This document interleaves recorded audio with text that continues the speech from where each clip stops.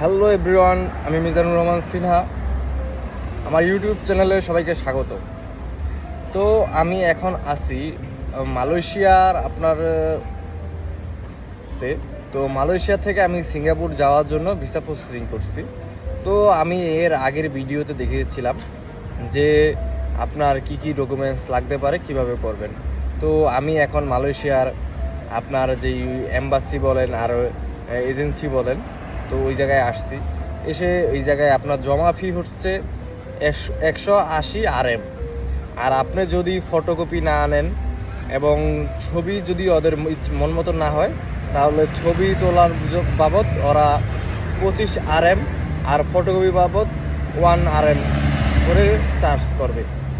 তো এ হলো প্রসেসিং। তো যদি এটা আপনার টাকা দেন, যেমন আমি 230 RM দিয়েছি, ওরা ফর্ম ফিল আপ সব ওরা ফিল আপ করে দিয়েছে এবং সব প্রসেসিং ওরাই করে দিয়েছে ভিতরে। আপনি এটা খুব ভালো দিক, কারণ আপনার ফর্ম ফিল আপ করা লাগে না। আর আপনি সবচেয়ে থেকে বড় কথা হলো বাঙালিদের থেকে আপনি দূরে থাকবেন, কারণ বাঙালি যে এজেন্সি আছে ওরা আপনাকে বাকিজ বুঝিয়ে আপনাকে 300 টাকা না বা 350 টাকা আপনারা না বা 350 টাকা না বা 400 টাকাও চার্জ করে, 350 টাকা পর্যন্ত চার্জ করে, লাস্ট মেবি 300 টাকা করে চার্জ করে। তো এই জায়গায় আপনার খরচ, আপনি যদি আপনার এই আশেপাশে থাকেন, টুইন টাওয়ারের আশেপাশে থাকেন, তাহলে আপনার সব কিছু হেঁটে আপনি সব জায়গায় আপনি মুভ করতে পারবেন, হেঁটে যেতে পারবেন।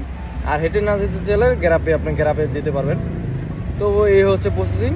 তো আপনার চাইলেই এই জায়গায় আপনার নিজে সব কিছু করতে পারবেন। আমি নিজে বাংলাদেশের এম্বাসি, বাংলাদেশের আপনার হাইকমিশন অফিসে যে আমি এনওসি এনেছি, এই জায়গায় জমা দিয়েছি। এনওসি ফি আপনার 65 RM, আর এটা আপনার খরচ হয়েছে আপনার 180 RM।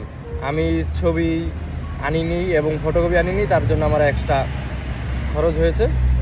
আপনারা যদি এগুলো নিয়ে আসেন তাহলে আপনাদের এক্সট্রা খরচ হবে না। ধন্যবাদ। আমার ইউটিউব চ্যানেল সাবস্ক্রাইব করবেন।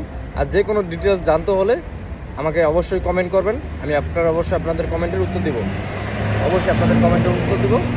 ভালো থাকবেন। আল্লাহ হাফেজ।